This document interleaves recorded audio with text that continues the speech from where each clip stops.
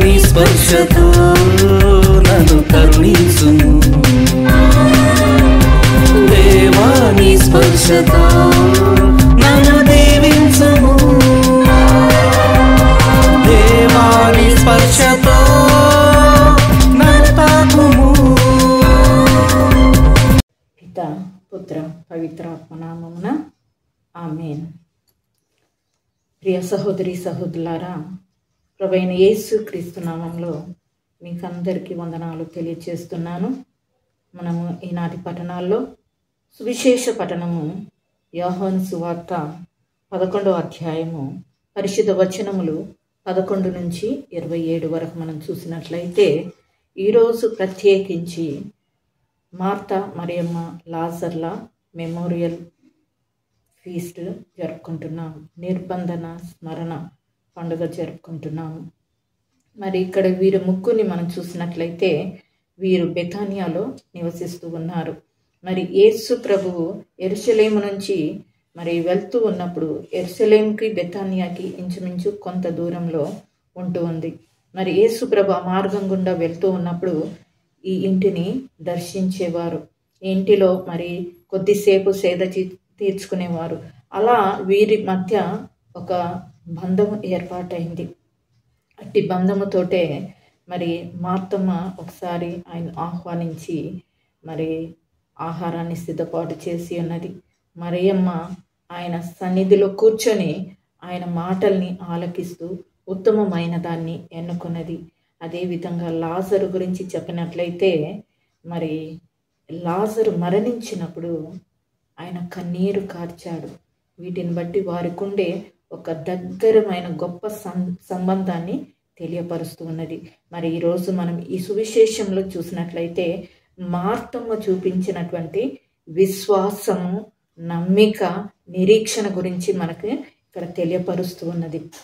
మరి మా ఈ సువిశేషంలో లాజరు మరణించినప్పుడు మరి మార్తమ్మ మరియమ్మలు ఎంతో కృంగుదల్లో, వేదనలో, మరి ఏ ఆధారం లేదు, మేము ఆధారం కోల్పోయాము అనేసని ఎంతో నిరుత్సాహంలో ఉన్నప్పుడు యేసు ప్రభు ఈ వార్త విని మరి వారిని సందర్శించడానికి, వారిని మరి ఆదరణ కలిగించడానికి అక్కడికి వస్తూ ఉన్నప్పుడు యేసు ప్రభు వస్తున్నారనే విషయం తెలుసుకొని పరుగున యేసు ప్రభు దగ్గరికి మార్తమ్మ వెళ్ళి, మరి ప్రభువా, నీవు ఇక్కడ ఉంటే నా సహోదరుడు బ్రతికి ఉండేవాడు అని ఒక విశ్వాసాన్ని కనపరిచింది. మరి ఆమె యేసు ప్రభు కొరకు ఎదురు చూస్తూ ఉన్నట్టుగా ఒక నిరీక్షణ కలిగినటువంటి బిడ్డగా ఆమె ఉన్నది. మరి కష్టములో, బాధల్లో, చింతలో, దిగుల్లో నాకే ఆధారం లేదు, నేను చీకటి నన్ను క్రమ్ముకున్నది అనే పరిస్థితుల్లో మరి మన జీవితం అయిపోయింది అనే బాధలో ఉన్నప్పుడు మనం దేవుణ్ణి ఆశ్రయించి ఆయన విశ్వసించి ఉన్నప్పుడు ఆయన తప్పక అద్భుత కార్యము మన జీవితంలో జరిగిస్తాడు అని ఈ పఠనంలో మనకు తెలియచేయబడుతుంది. మనము యెషయా గ్రంథము 26వ అధ్యాయము 4వ వచనంలో చూసినట్లయితే, మీరు సదా ప్రభువును నమ్ముడు, ఆయన మనకు శాశ్వతమైన రక్షణ దుర్గము.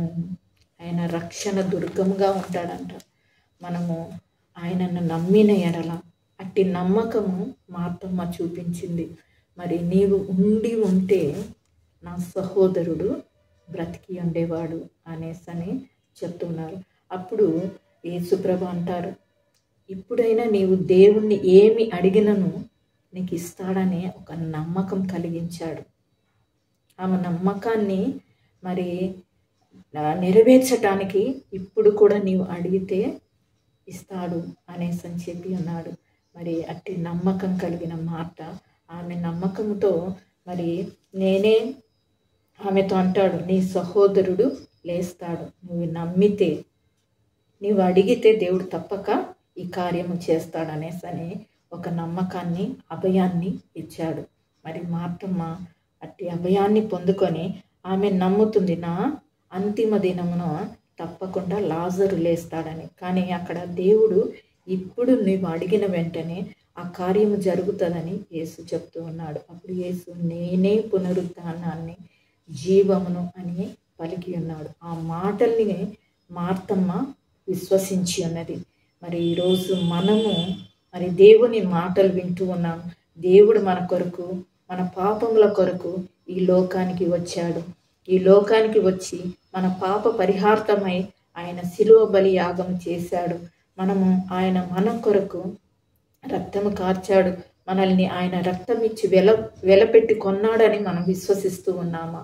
అట్టి నమ్మకము, విశ్వాసము మనము ఉంటే మరి మనం ఎట్టి పరిస్థితుల్లో ఉన్నా, ఏ కృంగుదల్లో, ఏ అనారోగ్యంలో ఉన్నప్పుడు ఆయనను ఆశ్రయిస్తే ఆయన తప్పకుండా మనం ఊహించినటువంటి అద్భుతము చేస్తాడు.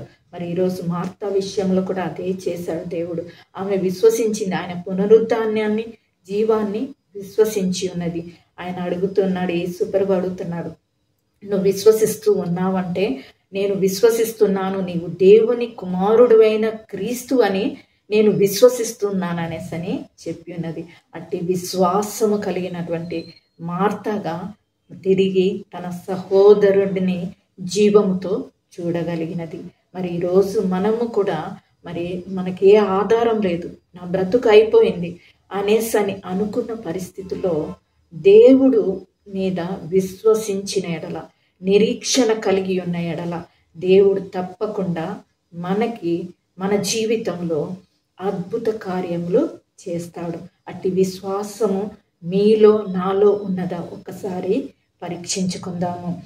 ఈరోజు అట్టి విశ్వాసముతో మనము మన జీవితాన్ని దేవునిపై ఆధారపడి, ఏ విధంగా మరియమ్మ ఉత్తమమైన దాన్ని ఎన్నుకొని దేవుని సన్నిధిలో కూర్చొని మరి దేవుని మాటల్ని ఆలకిస్తూ ఉన్నదిగా, మరి ఈరోజు మనము ఆ విధంగా ఉన్నామా? మరి లాజరు కొరకు యేసు ప్రభువు కన్నీరు కార్చాడు. మరి యేసు ప్రభు కన్నీరు కార్చాడంటే ఆయన ఎంతగా ప్రేమించాడో, మరి ప్రేమించిన వారి మీద ఉంటే మనకు కన్నీరు కార్చగలుగుతాం. అట్టి ప్రేమ కలిగినటువంటి మరి జీవితము పొందిన వారు ఈ ముగ్గురు, మార్తమ్మ, మరియమ్మ, లాజరు. మరి యేసు ప్రభుకి వారికి ఉండే అట్టి సంబంధము చాలా గొప్పదైనది. ఈరోజు మరి అట్టి బంధముతో మనము యేసు ప్రభుతో ఉన్నట్లయితే దేవుడు తప్పక మన దిగులు, చింత యావత్తు ఆయన మీద మోపినప్పుడు ఆయన గొప్ప అద్భుతాలను మనపై చూపిస్తాడు, మన జీవితంలో జరిగిస్తాడు. కాబట్టి ఈరోజు మనము ఏ విధంగా మార్తా నిరీక్షణ కలిగి యేసు ప్రభుని ప్రేమించిందో, యేసు ప్రభుకి సాక్ష్యంగా నిలబడి ఉన్నది, ఆయన పునరుద్ధానానికి సాక్ష్యంగా ప్రకటించింది. మరి అట్టి గొప్పగా మనము దేవుని విశ్వాసాన్ని ప్రకటించగలుగుతున్నామా? మన జీవితంలో చిన్న చిన్న విషయాల మీద నమ్మకం ఉంచి దేవుని విశ్వసించగలుగుతూ ఉన్నామా? అట్టి విశ్వాసము కలిగినప్పుడు మనము తప్పక దేవుని అద్భుత కార్యములు చూస్తాము.